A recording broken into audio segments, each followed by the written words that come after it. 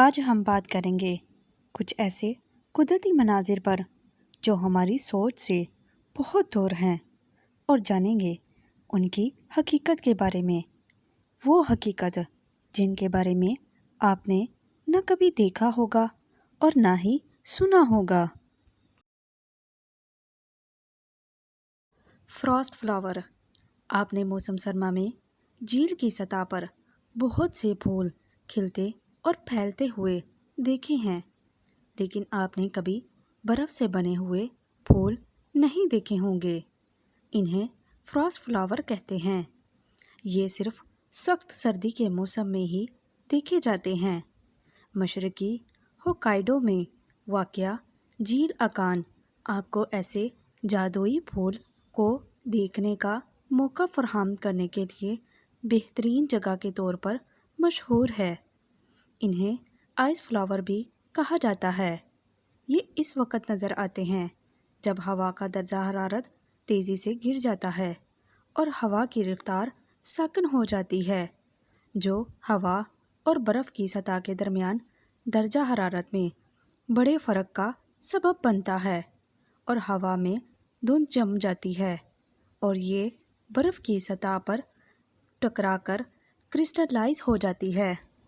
یہ عمل مسلسل جاری رہتا ہے اور برف کے کرسٹل جڑ کر تہوں میں ڈھیر ہو جاتے ہیں اور پھولوں کی شکل اختیار کر لیتے ہیں جو اصلی پھولوں کی طرح نظر آتے ہیں۔ آئس فلاور موسم کی حالت پر منحصر ہوتے ہیں۔ یہ رات کے وقت ہی بنتے ہیں جب درجہ حرارت -15 ڈگری سے کم ہو جاتا ہے۔ Ringing rocks. امریکی ریاست میں کچھ ایسے پتھر موجود ہیں جن کو اگر آپ تھپ تھپائیں تو ان میں سے میٹیلک ساؤنڈ جیسی آوازیں آنے لگتی ہیں۔ اس وجہ سے ان پتھروں کو رنگنگ راکس کہا جاتا ہے۔ سائنسی تحقیقات بتاتی ہیں کہ ان پتھروں کو بننے میں 1700 کروڑ سال لگے ہیں اور ان پتھروں سے میٹیلک ساؤنڈ آنے کی وجہ ان میں آئرن کا کافی مقدار میں پایا جانا ہے۔ رنگنگ راکس صرف پینسلوانیا میں ہی نہیں بلکہ دنیا میں اور کئی مقامات پر پائے جاتے ہیں۔ ایسا ہی ایک پتھر اسلام آباد میں بزرگ سید عبداللطیف کاظمی کی چلہ گاہ لوتندی کے پاس بھی پایا گیا ہے، جسے لوگ عقیدت میں ان کی کرامت کا باعث سمجھتے ہیں۔ اسی طرح کے بے شمار پتھر انڈیا میں بھی بے شمار جگہوں پر پائے جاتے ہیں، جن میں انڈیا کے کئی معروف مندر بھی شامل ہیں جہاں ان پتھروں کو بطور پلر استعمال کیا جاتا ہے۔ Morning glory roll cloud. اگر آپ ساحل پر کھڑے ہوں اور یہ طوفان آپ کو اپنی طرف آتا ہوا نظر آئے تو یقیناً آپ اس کو دیکھ کر خوف زدہ ہو جائیں گے، لیکن گھبرائیے مت، تھوڑا دھیرج رکھیے۔ یہ کوئی طوفان نہیں بلکہ بے ضرر بادلوں کا جھرمٹ ہے۔ یہ منظر آپ کو صرف آسٹریلیا کے گلف آف پینیٹیریا میں ہی دکھائی دیتا ہے، اور وہ بھی صرف صبح کے وقت۔ اس لیے اسے مارننگ گلوری رول کلاؤڈ کہا جاتا ہے۔ اس منظر کی وجہ سمندر میں بننے والی لہروں کے ساتھ بخارات کا اٹھ جانا اور مسلسل بادل بناتے جانا ہے۔ جب ایک لہر اٹھتی ہے تو اس کے ساتھ پانی کے بخارات بلند ہو کر بادل بناتے ہیں، پھر دوسری لہر کے بخارات بلند ہو کر دوسری لہر بناتے ہیں۔ یوں یکے دیگرے بعد بننے والے بادل ایسے دکھائی دیتے ہیں کہ جیسے یہ بادل رول ہو رہے ہیں۔ اس وجہ سے ان بادلوں کو رول آف کلاؤڈ کہا جاتا ہے۔ میتھائن ببلز۔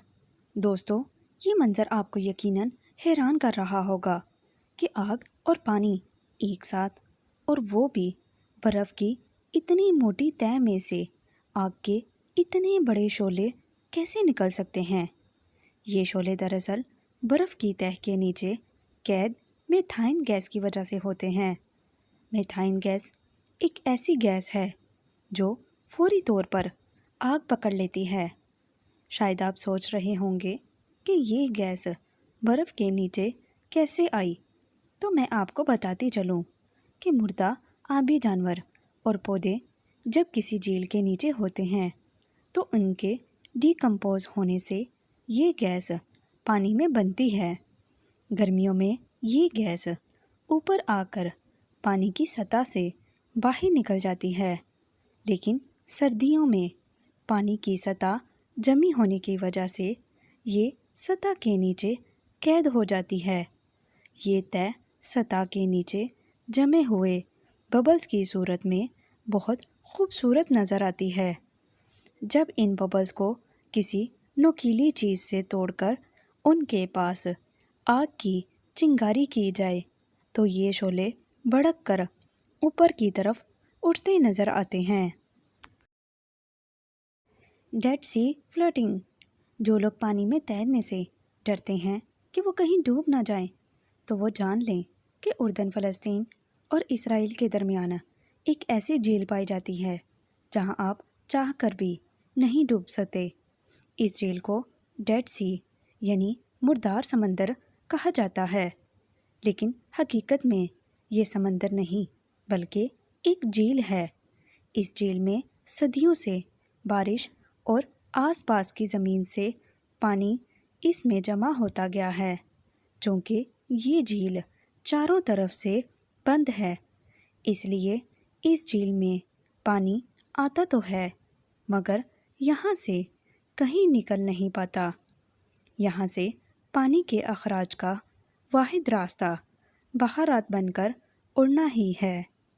यूँ पानी के ऊपर उड़ने की वजह से इसकी तह में काफ़ी ज़्यादा नमकियात रह गए हैं।